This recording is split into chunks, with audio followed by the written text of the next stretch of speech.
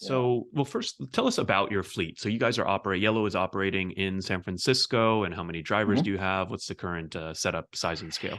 Yeah. So we're operating in San Francisco and at the airport. We have at any given time we've got 300 cabs that are out on the road.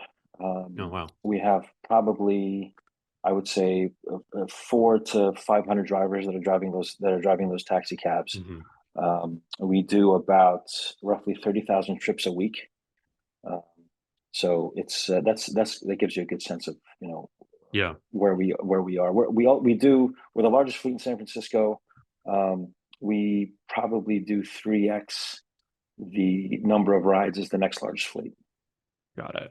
And so there are a few other fleets, it sounds like, but they would be under a Mhm. different brand. So, I guess when someone's calling for a ride, with you guys, for example, in San Francisco, it's typically coming through your channels or their apps or aggregators that people use. Yeah. So we people can call in. So the thing about taxis that is different is because we're regulated by the city, we have to service all of the Hmm. citizens of San Francisco, Yeah. right? So whether you're banked or unbanked, whether you have a smartphone or you have to use your traditional phone to call us for a ride. So we're open to anybody and everybody to Yeah. provide service to. So we have our call center, we have our Yo Taxi SF app, we have a website that people can book through. Um, and then those are the main ways that people get in touch with us. And of course, there's the street hail, right? Which is Yeah.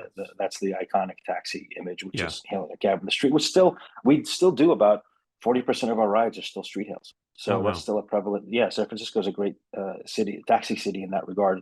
Yeah. That's still a big chunk of the business for the drivers.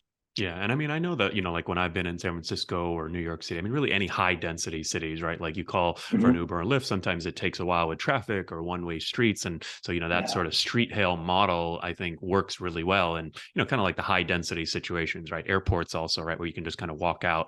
And so I think there are some definite inherent advantages to the model.